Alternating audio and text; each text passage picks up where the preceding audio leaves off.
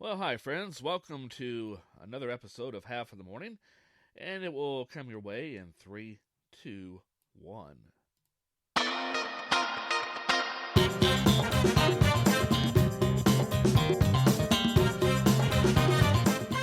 Well, this is going to be a very quick episode of Haff In The Morning, as yours truly has to run off to work here in a few minutes, and so I apologize for being late this morning. I promised you a show at 10 o'clock.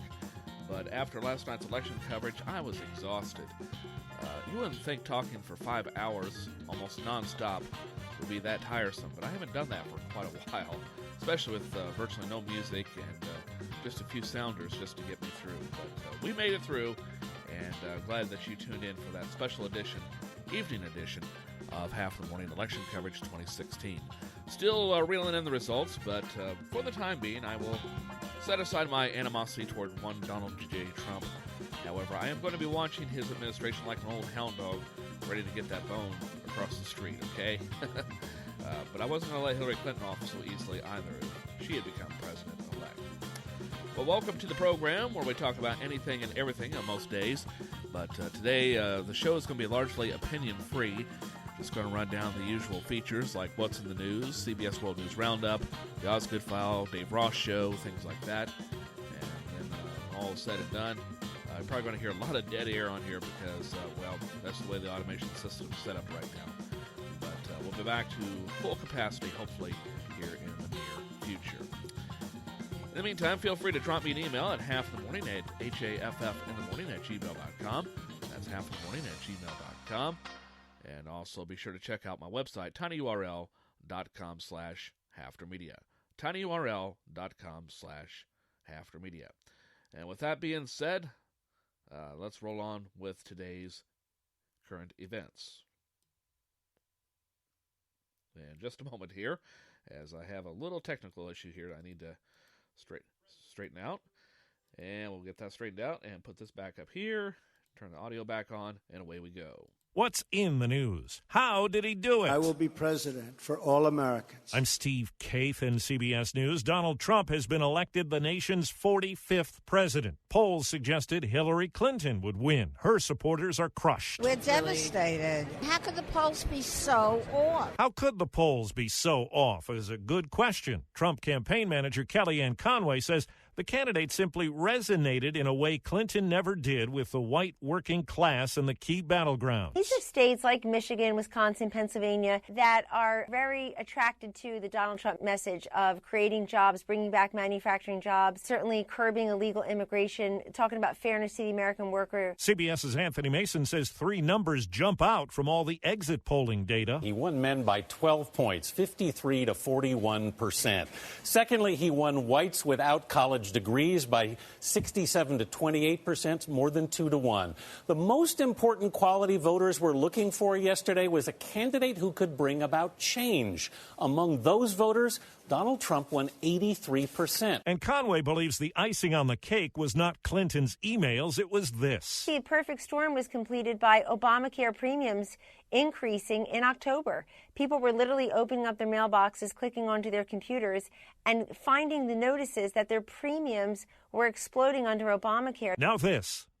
What's in the news? I'm Steve Kaith in CBS News. Stock prices, currencies, and government bonds gyrate sharply across the world as markets begin to digest the Donald Trump victory.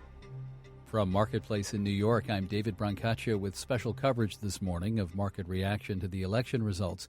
Stock index futures took a dive toward their preset limits overnight, the market circuit breakers, as the narrative emerged that Donald Trump was winning. The S&P 500 futures traded in Chicago fell 5%, with the Dow future not far behind. But as the night wore on, the declines moderated some, both here and abroad.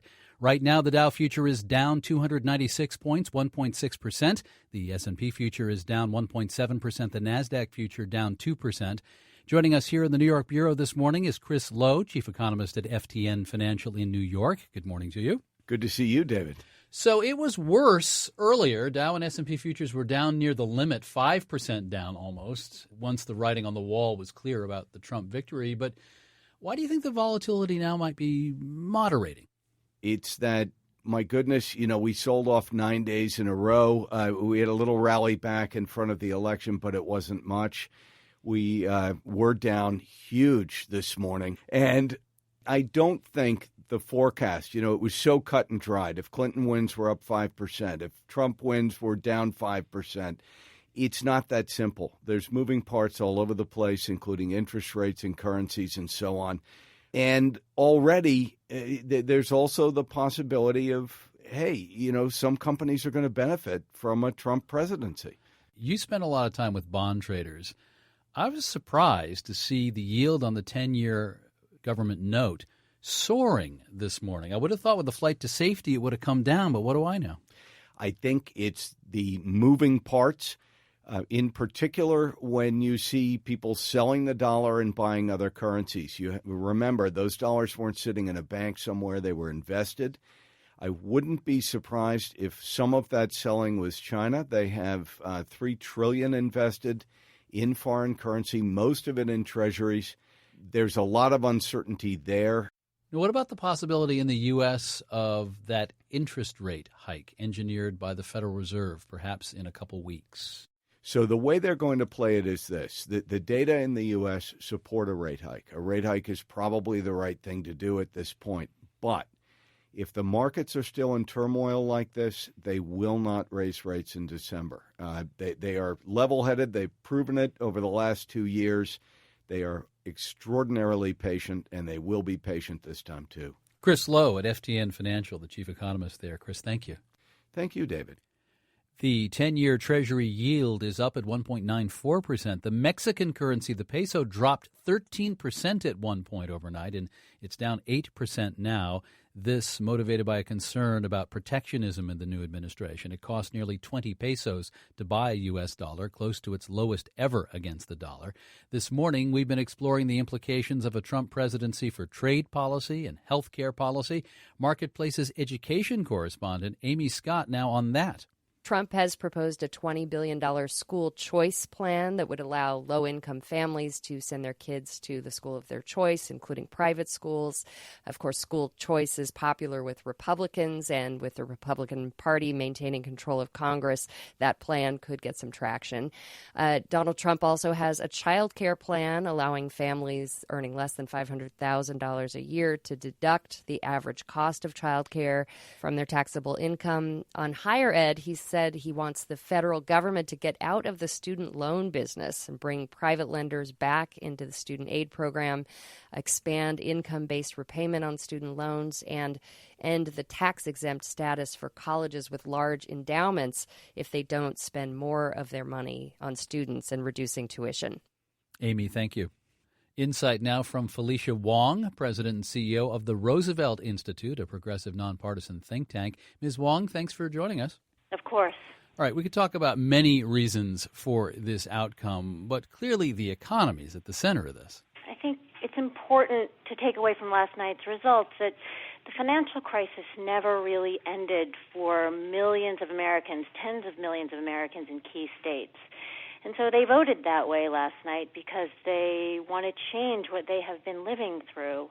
And I think this has been compounded by job loss that people attribute to trade and globalization and technological change. So we're going to see a lot of analysis about race and gender, and these are obviously front and center. But we can't forget that many people are living through a very, very painful structural change in the economy. Yeah, structural change that's ongoing, not just trade and jobs going overseas, but as you point out, technological change, robots doing a lot of our work. So what kind of economic policy is then coming? It must be, we would say, conservative. Well, no, I'm not sure about that. I think it's clear that last night's result was not about classic conservatism. You know, the party of Reagan no longer exists. This was not about Reagan trickle-down. You did not see that from either candidate. So I think what you really saw last night was a kind of almost an ironic anti-elite vote, given who Donald Trump is, but it was an anti-elite vote. I think that we know that people are still concerned about big companies, about monopolies, about big banks, and everything that animated the policy that did break through in this election. We at Roosevelt have been making a very strong argument that we need to rewrite the rules of the American economy, and I think that's as true today as it was yesterday. Felicia Wong is president and CEO of the nonpartisan Roosevelt Institute. Ms. Wong, thank you. Thank you, David. And I'm David Brancaccio, and this is the Marketplace Morning Report. From APM, American Public Media. What happens when economic rhetoric has to turn to economic policy in the Donald J. Trump administration? From Marketplace in New York, I'm David Brancaccio with special coverage this morning of market reaction to the election results, starting with stocks where Dow, S&P, and NASDAQ futures fell to or close to the limit of a 5% drop as it emerged that Donald Trump was headed toward a win. Now that it is confirmed Mr. Trump has made his acceptance speech, the declines moderated. Right now, the Dow future is down 275 points, 1.5%, a similar percentage drop for the S&P future. The NASDAQ future is down 2%. The 10-year Treasury yield is not the safe haven you might expect, with its yield up sharply at 1.95%. The election result caused a storm on currency markets, with the U.S. dollar costing more than 20 Mexican pesos at one point today. It's down 8% now. Chris Vecchio is a currency analyst with Daily FX in New York. Because of these promises to alter trade agreements and change the global economic dynamic, look at the wall, for example. Even if Trump never goes ahead and builds the wall, just the sheer uncertainty and overhang of that will probably reduce capital inflows to the Mexican economy for a number of years. So we're seeing the peso struggle today. We're seeing that emerging market currencies are struggling, generally speaking. Mr. Trump has offered only sketches until now about how he plans to change health care in America. His election comes as premiums on the Obamacare exchanges are rising for many, as are many drug prices. From the health desk at WHYY in Philadelphia, Marketplace's Dan Gorenstein has that. On day one of the Trump administration, we will ask Congress to immediately deliver a full repeal of the Affordable Care Act. That's according to Trump's website. And it's the first of a 7-point plan that includes selling insurance across state lines and greater price transparency. Harvard health policy professor Ashish Jha says even with the campaign to dismantle the ACA, the underlying problem that we're spending too much on health care is here to stay. You can take the ACA away and those issues remain, and the pressure to do something about healthcare costs will continue to be there. One area where Trump may see success is in tackling drug prices. Former Marco Rubio advisor Ovik Roy says he thinks Trump can cobble together a coalition of Republicans and Democrats on some kind of price control measure. Ironically, there's more likely to be movement from a standpoint of Congress on drug prices with a President Trump than a President Hillary. Some pharmaceutical stocks have rallied since the election, but Roy warns investors are underestimating Trump. I'm Dan Gorenstein for Marketplace. So, healthcare, Marketplace's Kimberly Adams now reports on President-elect Trump's plans for the nation's infrastructure and jobs. Trump's plan calls for $1 trillion in infrastructure investment over a decade. Trump economic advisor Peter Navarro insisted when we spoke before the election. We're not going to increase government spending on infrastructure by raising taxes. Now that Trump is president-elect, Eric Gordon at the University of Michigan says this means companies involved in infrastructure are likely to do well. People who can rebuild roads and bridges and tunnels and railroads and sewer systems, I think they're going to do a lot better than people who rely on exports. And this topic might be one of few opportunities for Trump to find common ground with his still reeling opponents. Washington, D.C. resident Karen Boone voted for Hillary Clinton, but said leaving her polling place yesterday, I really hope that whoever wins this election will really focus on infrastructure. Our bridges need to be worked on, roads. And those projects create what this election proved is a top priority for many Americans, jobs. In Washington, I'm Kimberly Adams for Marketplace. With Republicans controlling the White House and both houses of Congress, does that mean gridlock is swept away? I asked Austin Goolsbee, former chair of the Council of Economic Advisors under President Obama and now at the University of Chicago Booth School of Business. I do think big things will happen. The getting rid of all or part of Dodd-Frank, the getting rid of Obamacare, to do anything like big infrastructure that in a way requires a bit of a national consensus, I don't know. You kind of see on the map that it's two different countries. In a political environment like that, strikes me as relatively hard to build a national consensus for anything. He did campaign on bringing jobs to America. Jobs are under pressure from trade, Donald Trump often pointed out. But the march of technology may be even more to blame. Voters were asking for many things, but I think clearly they want better livelihoods. That's going to be now on this new administration to see if they can provide it. The jury's still out, and I think if you look at the stock markets in the U.S. and around the world, you can see that there's a lot of uncertainty about that question. My own belief is that building walls to try to keep the rest of the world's stuff and people and ideas out doesn't make you rich. It makes you poor. It's been tried hundreds of times all around the globe, and that doesn't make you rich. The transition now begins in earnest. What will you be watching for as the new economic team is assembled? I think the question of whether President Trump is going to establish an economic team of, are they going to be business experts, political people, or are they going to be more friends of Donald Trump's, and who he starts putting and from which groups will tell us a lot about where he wants to go. Austin Goolsbee is former chair of the Council of Economic Advisors under President Obama. He's now at the University of Chicago Booth School of Business. Professor Goolsbee, thank you. Thank you, David. We also talked today to a chair of President George W. Bush's Council of Economic Advisors. It's in the first podcast of the day. This is the Marketplace Morning Report from APM, American Public Media. My morning commentary is brought to you by the good people at Washington Federal. My wife and I choose to bank with Washington Federal for a few reasons. They're responsible with my money, which is always a good thing for a bank. They actually like face-to-face interaction, and they believe a bank should be the foundation of a healthy community. Washington Federal, invested here. Member FDIC, equal housing lender. And they said he would never pivot. Let the record show that the first thing the president-elect did was to compliment his opponent. Hillary has worked very long and very hard over a long period of time, and we owe her a major debt of gratitude for her service to our country. Let the record show that was a magnanimous speech and that nobody booed. Let the record show he had no trouble accepting the results of the election.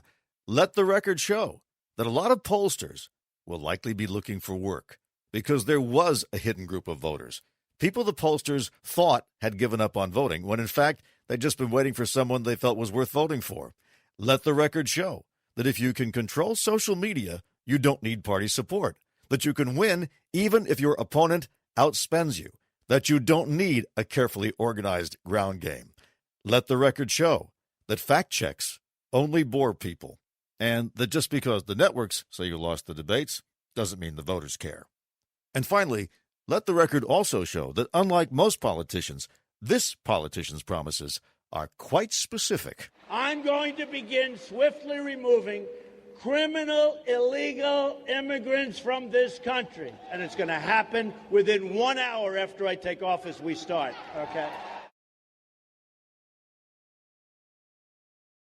The Osgood File. This is Charles Osgood.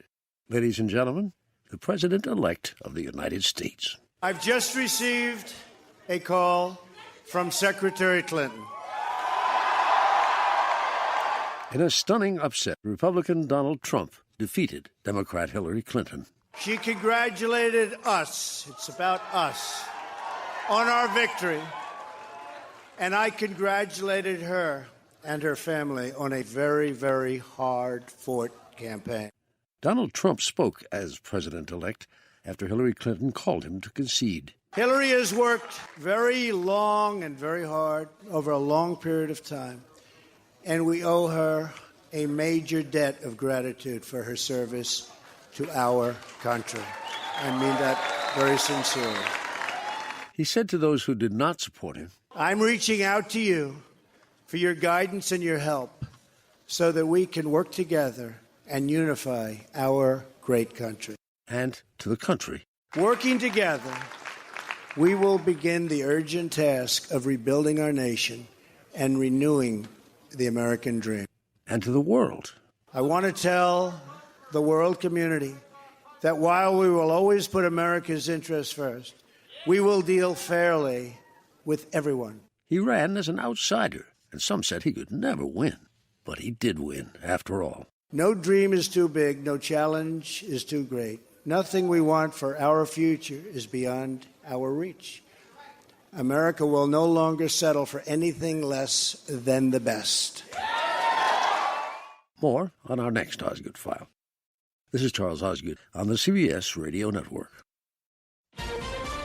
Donald Trump wins the White House. I will be president for all Americans. Clinton supporters stunned. We're devastated. How could the polls be so off? Financial markets rattled. It should be down about 2%. Good morning. I'm Steve Kathan with the CBS World News Roundup. Cheered on by supporters last night in New York City, Donald Trump has been elected the 45th president of the United States in a startling upset over Hillary Clinton. The billionaire businessman who's run apartments, hotels, and casinos ran the table in the battleground states he had to win. While the campaign is over, our work on this movement is now really just beginning. CBS News estimates Trump has at least 289 electoral votes. He won Florida, North Carolina, Ohio, Michigan, and flipped Pennsylvania and Wisconsin. Clinton has a razor-thin edge in the popular vote. Here's CBS's Major Garrett. Donald Trump began the transition from political phenomenon to commander-in-chief. I've just received a call from Secretary Clinton. Saluting the vanquished Democratic nominee he once threatened to jail. We owe her a major debt of gratitude for her service. Trump offered soothing words to the more than 58 million Americans who voted against him, vowing to pursue reconciliation. For those who have chosen not to support me in the past, of which there were a few people, I'm reaching out to you for your guidance and your help so that we can work together and unify our great country. This is Steve Futterman in New York. At Clinton headquarters last night, supporters arrived predicting victory. I'm totally optimistic. She's going to win. No way she can lose. No way she can lose. But as the evening progressed, it soon became apparent that something unexpected was happening. It's unbelievable. I mean, how could the polls be so off? If shock, disbelief, and anger can actually be written on the faces of human beings, we saw that at Clinton headquarters. I'm concerned about the future of our country. In the end, perhaps the most important question, can Clinton supporters accept Donald Trump as the president? It will be 4 years that I will accept our president, but I will fight like hell to get someone in office who I believe in for the next election. Well, Clinton did not speak to supporters, but is expected to in just over an hour. President Obama phoned congratulations to Trump. Those two are expected to meet tomorrow. Mr. Obama will make a White House statement today. CBS's Anthony Mason says exit polls point to three key areas that paved the path of victory for Trump. He won men by 12 points, 53 to 41%. Secondly, he won whites without college degrees by 67 to 28%, more than 2 to 1. The most important quality voters were looking for yesterday was a candidate who could bring about change. Among those voters, Donald Trump won 83%. Trump's victory sent global financial markets tumbling, and right now the S&P futures are down 35 points. It was worse overnight. The futures were down 100 points. Business analyst Jill Schlesinger. His two main issues, the desire to rip up trade agreements, maybe to even start a trade war, and the idea of restricting immigration, both of those are seen as big negatives for stock investors around the world. They're not exactly sure what this outcome means. It was unexpected. That's the biggest reason for the change in the market reaction. Along with the Trump White House win, Republicans held off a Democratic challenge to maintain control of the U.S. Senate. CBS's Juliana Goldman. Despite fears of losing the Senate, Republicans have at least a 2-seat advantage with a couple of races still undecided, including New Hampshire. Democrats only took 1 seat away from Republicans in Illinois, with Representative Tammy Duckworth beating including incumbent Senator Mark Kirk. Now, on the House side, Republicans retaining control of the House was expected. CBS News estimates they will have about a 45-seat advantage, with some races still being decided. Voters in California, Massachusetts, and Nevada approved ballot measures to legalize marijuana. Arizona voters said no. Medical marijuana was approved in Florida, North Dakota, and Arkansas. Pat Armentano is with a marijuana reform group. The fact is, this is the third consecutive federal election where voters have decided in favor of legalizing the use of marijuana for adults. New gun restrictions passed in California but were defeated in Maine. Nevada results are close. After months of running a campaign, CBS's Pam Coulter says the Trump forces will now face a transition. President-elect Donald Trump will have to immediately prepare to run the ship of state. The transition teams only have 73 days between the election and the inauguration, where they then own the government. Max Dyer of the Partnership for Public Service says he has to hire 4,000 people. They need to identify the right talent, make sure that they are able to bring them in quickly. Landing teams will jump into federal agencies to grab the reins. Campaign promises must be turned into policy proposals, and work must begin on a new budget. Now we head overseas for more reaction to the Trump victory. I'm Vicky Barker at the Foreign Desk in London. Many European leaders could barely disguise their shock at the Trump win. I am surprised. EU President Martin Schulz through an interpreter. We are seeing a wave of protest against established politics, which is also reflected in this election result. Indeed, Europe's far-right politicians are jubilant. The head of Britain's anti-EU, anti-immigration UKIP party says Trump followed their Brexit strategy to the letter. Russia's President Putin among the first to send congratulations, but in many world capitals there is stunned disbelief. In Ireland, where the Clintons are adored, one columnist writes that the U.S. is now the United Hates of America, and a German newspaper headlines simply, "The unthinkable has happened." With more, here's CBS's Adrienne Bard in Mexico City. Most people in Mexico were surprised by Donald Trump's victory and worried, too. Maria Rubalcaba, a Mexico City housewife, was at an election watch party hosted by the American Society of Mexico. He doesn't want us. He doesn't want Mexicans. And I really worry because we love Americans and we don't want to be divided, you know? Trump's victory also sent the Mexican peso sliding to a record low. Unsettled may be the best way to describe the American electorate. 57% of those who participated in a Reuters Ipsos Election Day poll agreed with the statement, "More and more, I don't identify with what America has become." The online survey questioned more than 10,000 people who'd already voted. 68% agreed that traditional parties and politicians don't care about people like me. 72% agreed that the economy is rigged to advantage the rich and powerful, and fully three-quarters agreed that the country needs a strong leader to take the country back from the rich and powerful. Bill Whitney, CBS News. Canada's immigration website crashed last night, and web searches for "move to Canada" and "immigrate to Canada" spiked. Some people insisted or joked that a Trump presidency would prompt them to pull up stakes and leave the USA. Canada is also trending on Facebook and Twitter. That's the World News Roundup for Wednesday. I'm Steve Kathan, CBS News.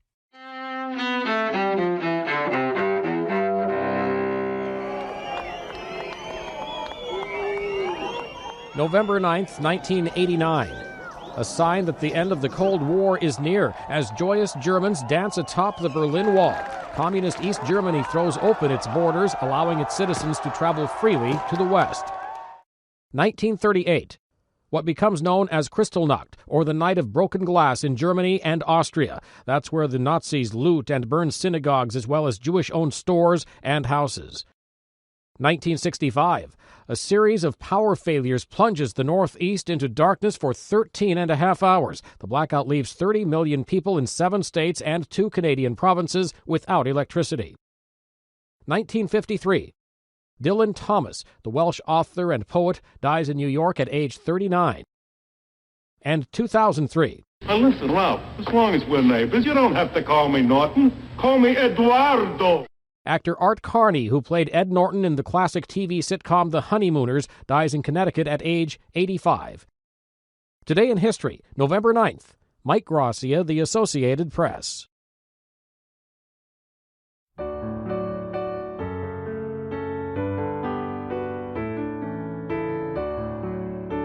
And here is the Writer's Almanac for Wednesday. It's the 9th of November, 2016.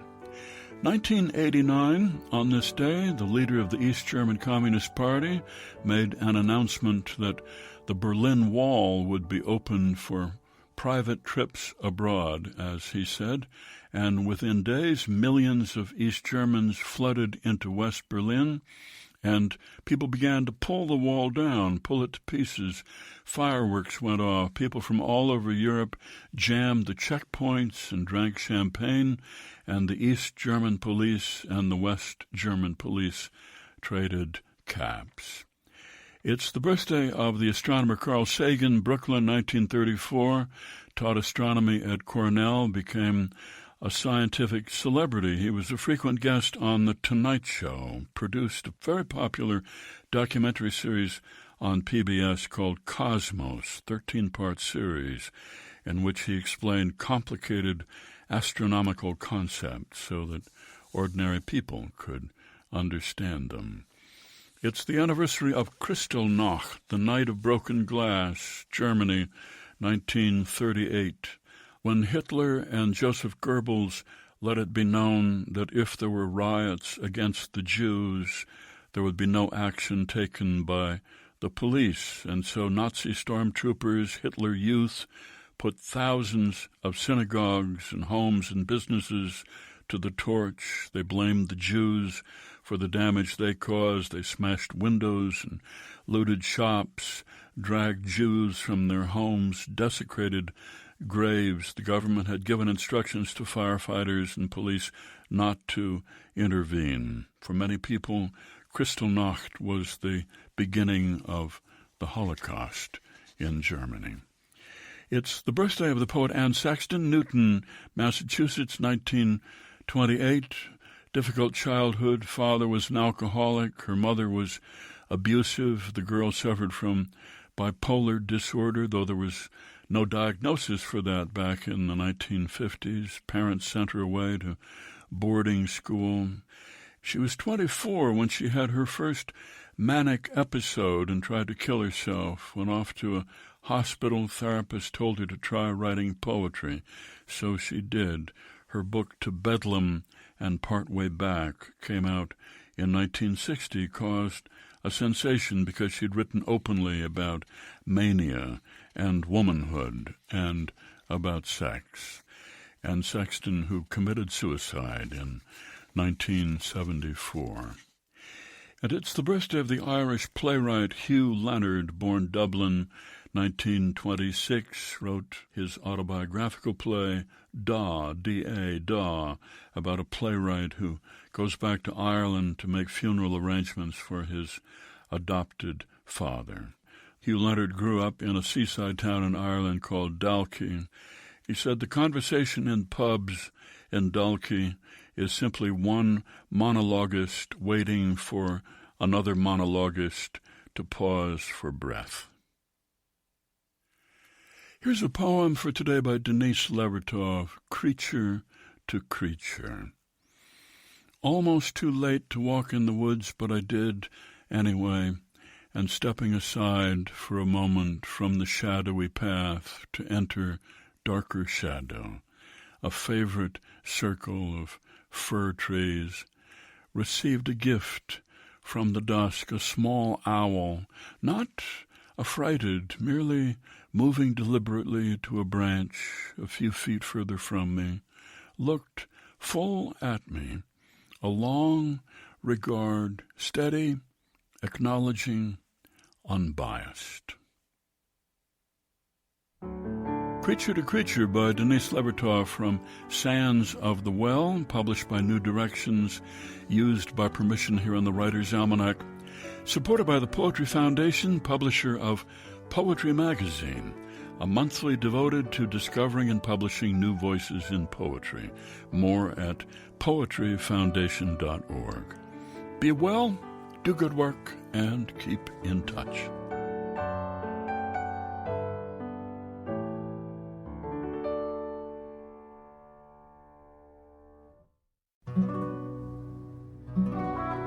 This is the Composer's Datebook for November 9th. I'm John Zeck.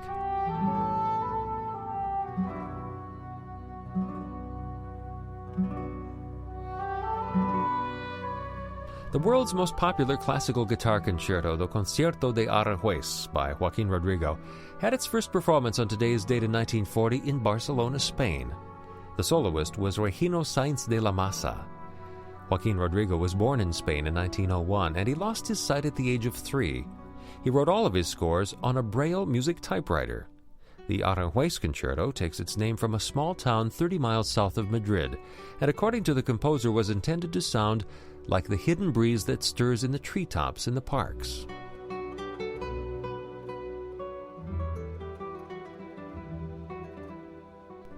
Rodrigo wrote a number of other concertos, but the Concierto de Aranjuez is by far the best known of all of his works. In 1959, a friend had played a recording of Rodrigo's concerto for the jazz trumpeter Miles Davis. After listening to it for a couple of weeks, recalled Davis, I couldn't get it out of my mind. In turn, he played it for his friend, jazz arranger Gil Evans, and in short order, the two collaborated on their own 16-minute version of Rodrigo's score for the 1960 Sketches of Spain LP. At the recording session, Miles paid Rodrigo this compliment: "That melody is so strong that the softer you play it, the stronger it gets." Composer's Datebook is supported by T. Rowe Price. The markets may be uncertain, but institutions, advisors, and individuals choose T. Rowe Price's disciplined investment approach to help reach their long-term investment goals. T. Rowe Price. Invest with confidence.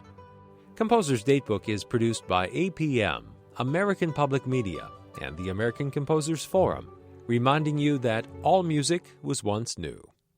Fox News Radio, I'm Lisa Brady. Hillary Clinton says it's a painful loss and will be for a long time. This is not the outcome we wanted or we worked so hard for, and I'm sorry that we did not win this election for the values we share and the vision we hold for our country. But she says the president-elect deserves a chance to lead, and President Obama says all are now rooting for his success. The peaceful transition of power is one of the hallmarks of our democracy. And over the next few months, we are going to show that to the world. He's also commending his team, saying they're leaving a stronger, better country for the next president. But the White House says the president remains committed to ensuring the success of his policies, including Obamacare and the Iran deal, until the transition in January. Republicans are also keeping control of both the House and Senate. Fox Radio's Melanie Wilkes is live in Washington. Lisa, House Speaker Paul Ryan calls it an enormous political feat. He heard those voices that were out there that other people weren't hearing, and he just earned a mandate. Remember, Ryan had distanced himself from Donald Trump before the election, but now credits the president-elect with helping to win strong majorities in both chambers of Congress. With a unified government, the speaker says the GOP can seize the agenda, repealing Obamacare and nominating conservative judges. House Democratic leader Nancy Pelosi issued a statement supporting a peaceful transfer of power, saying she's willing to work with Mr. Trump on a jobs bill. Lisa. Thanks, Melanie. The final results now in meantime on a key Senate race in New Hampshire. Democratic Governor Maggie Hassan unseating Republican Senator Kelly Ayotte by just 716 votes, one of only 2 seats flipped by Democrats. Wall Street digesting everything that's happened and rallying. The Dow's up 207. That's about a 1,000-point swing from where Dow futures had been overnight.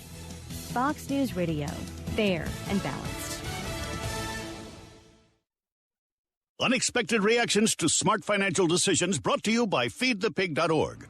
Well, I finally did it. My student loan is totally paid off. I can't believe it. I can't believe it either. I paid more than the minimum each month, and soon enough, it was gone. So you're just giving up? Giving up on what? The life of luxury. Egyptian cotton, caviar Thursdays, designer everything. What are you talking about? Our plan. What happened to winning the lottery and mastering the art of the perfect mimosa? Hosting galas, wearing enough jewelry to require a bodyguard, vacationing in the French Riviera, and then buying it. I just thought maybe it was time to prepare for my future. You know, set some financial goals, make some smart investments, open a 401k. Financial goals? Investments? A 401k? You are horrifying right now. Listen, if winning the lottery were easy, everyone would do it. When it comes to financial stability, don't get left behind. Get tools and tips for saving at feedthepig.org. This message brought to you by the American Institute of CPAs and the Ad Council. Voters across the country also deciding a slew of ballot questions yesterday. Florida, North Dakota, and Arkansas approved medicinal marijuana measures. California, Maine, and Nevada approved recreational adult use measures. All 4 states with minimum wage increases on their ballots approved them. South Dakota rejected theirs, but it was a minimum wage decrease for teens. California and Washington approved gun restriction measures, and ballot measures that could impact future elections were voted on. South Dakota rejected a measure to establish a nonpartisan primary to select candidates for non-presidential offices. Missouri approved a measure to cap campaign contributions to political parties and candidates for state and judicial offices. They also approved a measure that will require people to show ID before voting. Jessica Rosenthal, Fox News. The U.S. Defense Chief Ash Carter, in a memo to staff, among those pledging an orderly transition for President-elect Trump today. Meantime, the fight against ISIS continues in and around Iraq's second largest city, Mosul. A tricky mop-up operation north of Mosul. The strategic town of Bashika won back from ISIS militants by Kurdish Peshmerga fighters this week. U.S. airstrikes on the ground operatives helped out. Most of the militants were killed or caught. They left behind bombs, IEDs, and booby traps. This as Iraqi officials continue to probe an ISIS mass grave south of Mosul. There's new word of more atrocities. Reports today militants hung so-called crucified locals on street lamps in the city. Fox's Greg Palcott in Erbil, Iraq. U.S. defense officials are telling Fox News that Russia is preparing to carry out a new round of strikes in Syria from a group of warships recently arrived in the eastern Mediterranean. The Kremlin said Monday that Russia would maintain a ceasefire in the city of Aleppo unless provoked by rebels fighting regime troops of President Bashar al-Assad. Lisa Brady, Fox News Radio.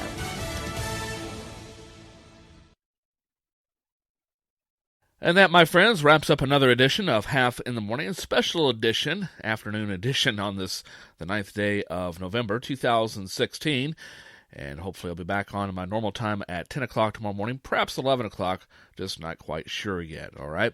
What I am sure of, though, is that you could drop me an email anytime you wish at haffinthemorning@gmail.com. That's HAFFinthemorning@gmail.com. Also be sure to check out my website, tinyurl.com/HafnerMedia. tinyurl.com/HafnerMedia. In the immortal words of the late, great Jack Larkin, my time is up. Thank you for yours.